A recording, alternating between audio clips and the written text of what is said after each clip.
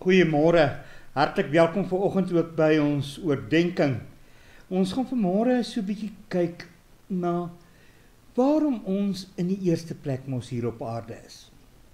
Ons tema vanoggend, ons leef om ons Here te loof. Ons gaan saam lees uit Psalm 150, daardie pragtige laaste psalm in die psalmboekdigte, in die psalmboek. En ons gaan hoor wat die psalmdigter daar vir ons sê. Kom ons bid nou eers saam voordat ons uit die woord van die Here lees. Here, baie dankie dat ons vanmôre met U kan praat. Dat ons wat so nietig, so klein is, U as ons Here van ons lewe kan hê. Wat 'n absolute voorreg. Die enigste ware God, U wat van altyd af tot in alle ewigheid daar sal wees. U wat na ons toe kom afbuk het, ons in liefde kom lei het en kom hou vas het en kom dra het. En daarom wil ons U loof en eer vanmôre. Ons wil U naam groot maak. Ja, ons woorde is heeltemal te gering om U na waarde te prys. Seën ons, Here, dis maar al wat ons kan vra. Want waarlik, om onder U seën te kan leef, is net genade. Genade wat ons ontvang, U kinders kan wees. En so kan ons maar net voortgaan van alles wat ons so ryklik uit U hand ontvang. Dankie dat ons die woord het, die woord wat ook met ons op pad is en wat ons wil lei. Praat nou met ons, Here, en gee dat ons sal hoor wat U ook in die woord van ons wil sê. In die naam van Jesus. Amen. Psalm 150.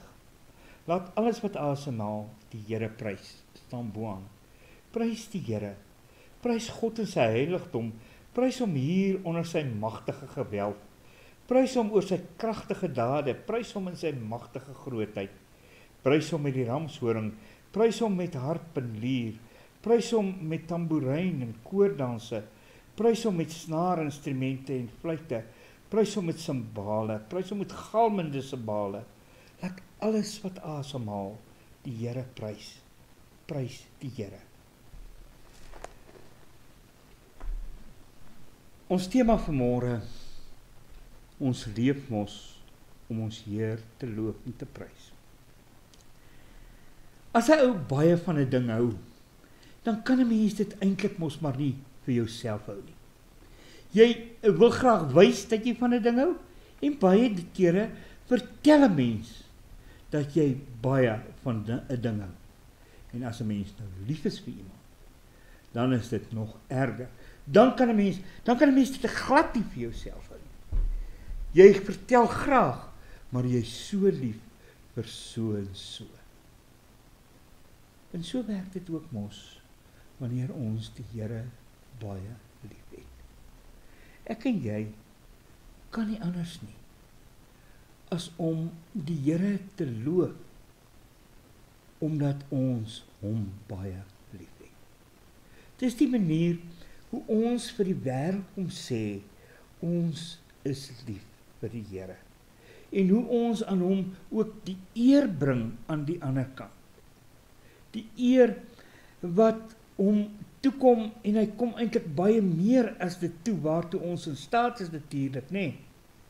Maar, dis die manier hoe ons kom wys, dat ons hom lief het, en aan hom behoort. Ons kan met reg sê, ons is gemaak om God te loof met ons hele lewe. Ek sê weer, en dit wil ek hê julle moet onthou. Ons is gemaak in die eerste plek tot lof en tot eer van God. Daarom is daar natuurlik ook daar die pragtige uitroep in die hervorming wat gesê het, Soli Deo Gloria, aan God al die eer van ons lewens. Maar dan moet ons in die eerste plek verstaan dat God juis verdien om deur ons geloof en te prys te word, en baie meer. God verdien baie meer en om deur ons geloof en te prys te word. Kyk na die Psalm. Loof hom oor sy magtige dade. Loof hom na die volheid van sy grootheid. loof die Here.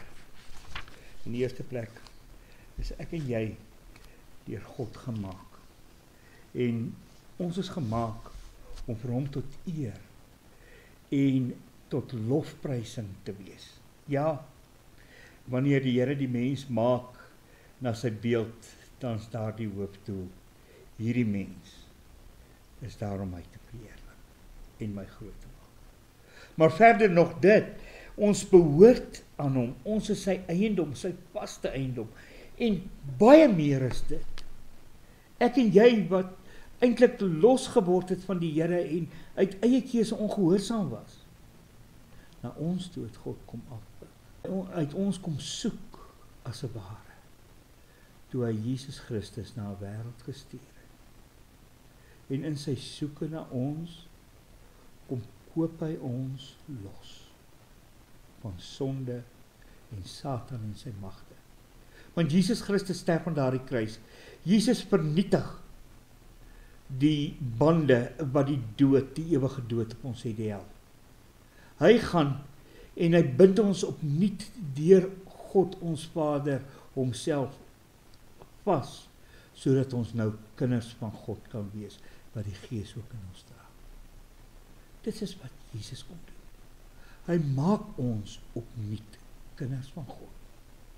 Kinders van God wat kan jubel, omdat ons nie meer verlore gaan nie, maar nou 'n toekoms het in Christus. God verdien, inderdaad, ons lof en baie meer as waartoe ons in staat is.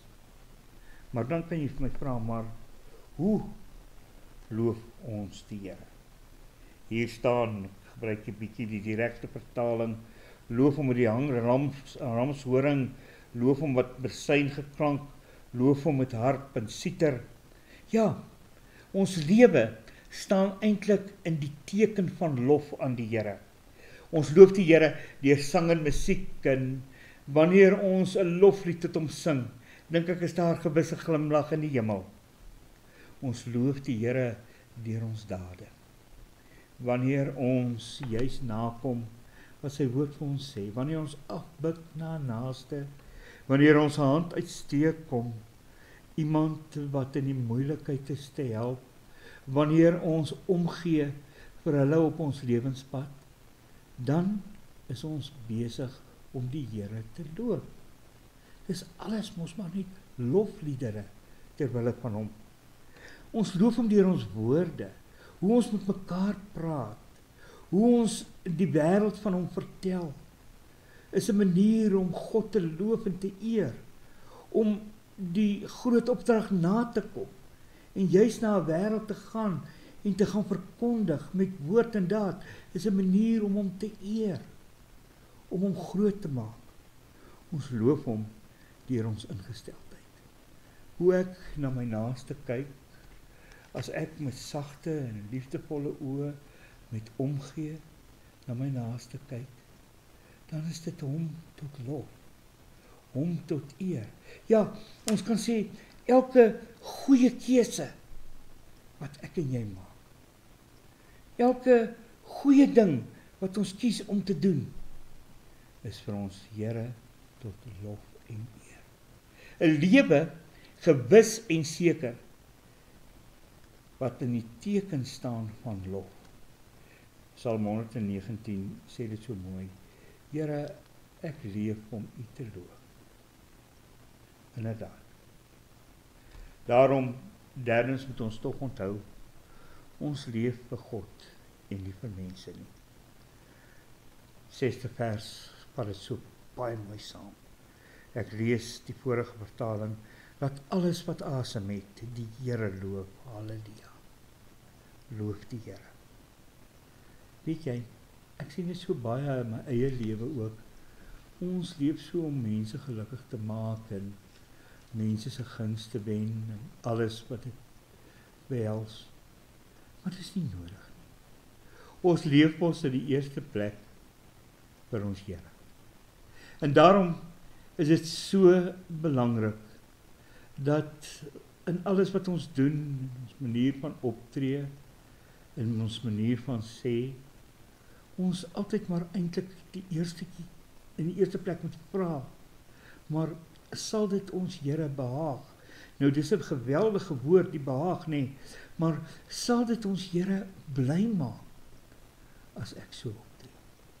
En wanneer 'n mens juist daarmee begin, dan verander alles, dan verander die totale lewe. Ja, sal wat ek doen ons Here bly maak, is die groot vraag. En dan is ek besig met 'n lewe van lof. 'n Lewe van lof wat uiteindelik saam met ons medegelowiges opklink na 'n pragtige lied tot eer en tot verheerliking van ons Here.